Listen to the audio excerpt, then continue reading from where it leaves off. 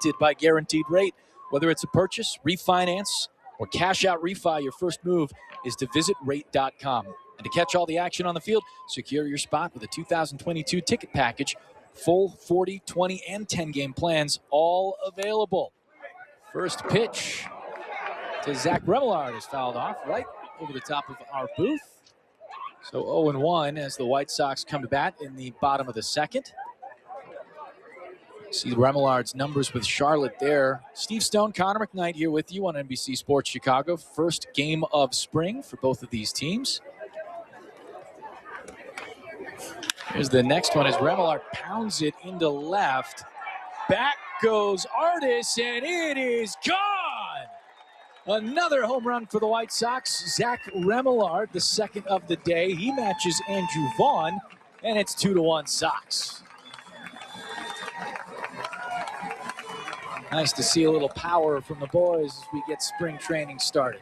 Just about the time you think you're going to lead the Cactus League for a while, your teammate jumps up and ties you. This is a fastball. It's up and out over the plate. And Zach puts a charge into it. Anything up in the air to left or left center field is going out, although that was not wind-aided. That ball was hit hard.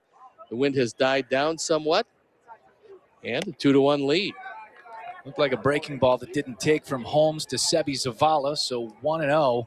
Let's take a look at some of the big moves around the league. American League and National free agent signings and trades have come fast and furious. The best part of these last few days is that it's almost like the trading deadline on steroids, in that both free agent signings and a lot of deals have reshaped all of baseball. There was one move made, the Freddie Freeman trade, not Freddie Freeman free agent acquisition to the Dodgers.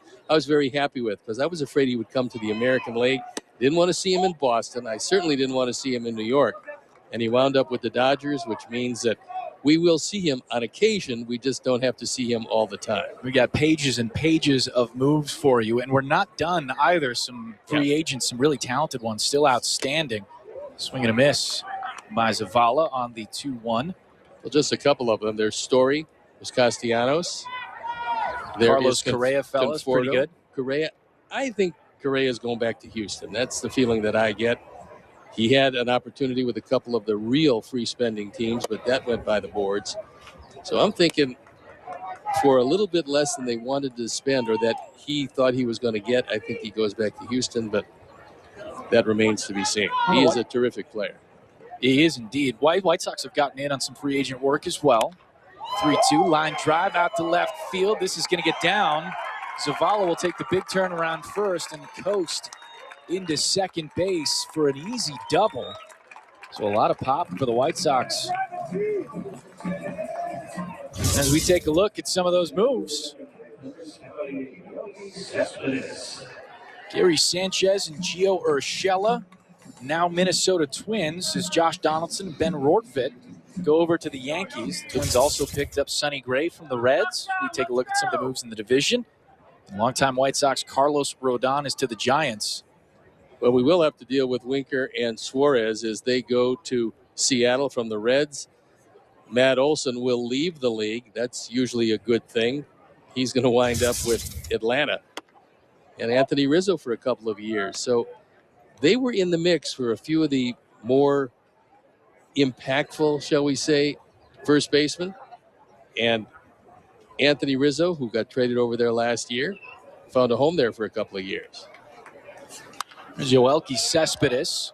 By the way, the big thing about the Donaldson trade is Minnesota freed up a lot of cash, because it was $50 million, and the Yankees are going to pick up every bit of that. That was probably the most important part. So a lot of people say, well, you didn't get quite as much as you'd want in return. They got financial flexibility, and turned out to be, for the Twins, a pretty good deal.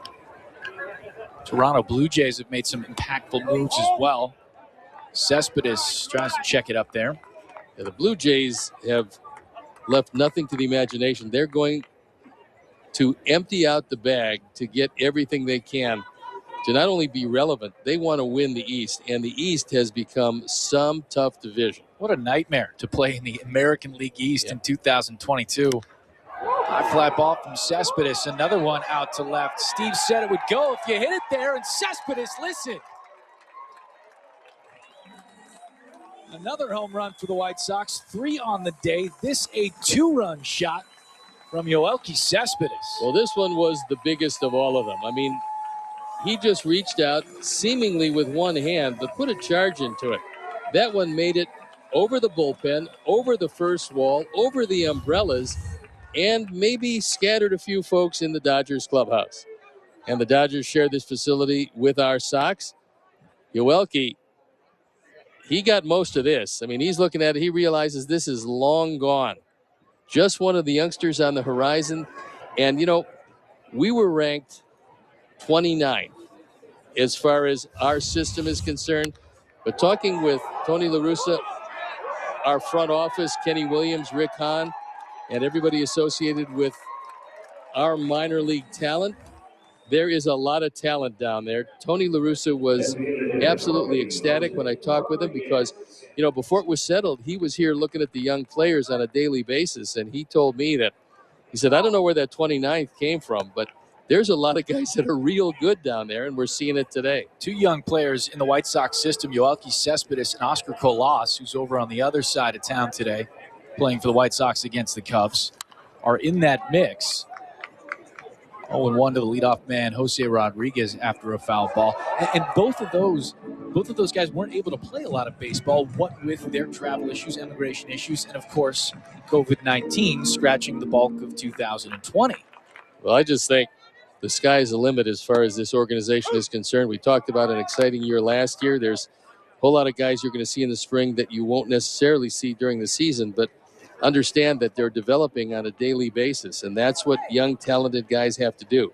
They've got to get their 4 or 5 at-bats a day. It doesn't matter where they get them, because eventually, if you have the skills, and it appears that there's a whole lot of guys in this system that have the skills, I think they're going to be guys that will contribute mightily to this team. And also, you know, this is a pretty set lineup, but that doesn't mean that they're done doing some of the things they want to do. Ground ball to short. Good range from Kevin Made, and the throw will get him. So Jose Rodriguez 0 for 2. Let's go down to Chuck for more.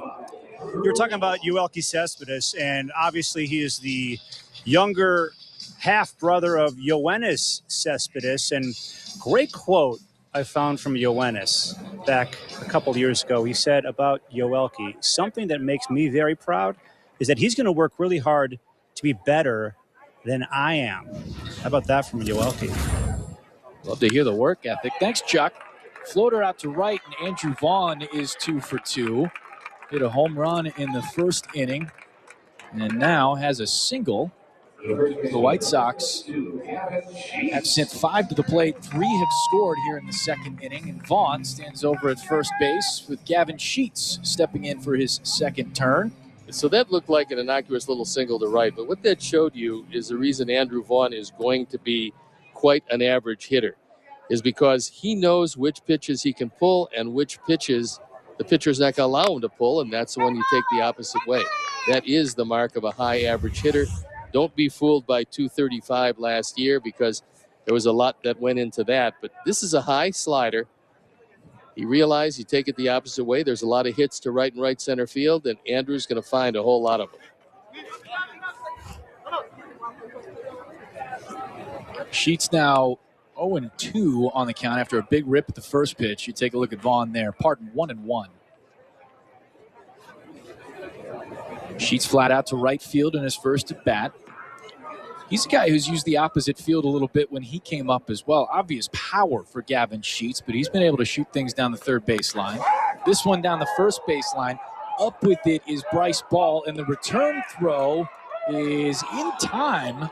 First base umpire Jim Wolf is going to say that was dropped by Ball, but as he was trying to take it out of the glove. So a double play there, but the White Sox get 3. 1 on a home run from Zach Remillard. 1 on a 2-run shot from Yoelqui Cespedes. They lead the Cubs 4-1. We're back with the third here on NBC Sports Chicago.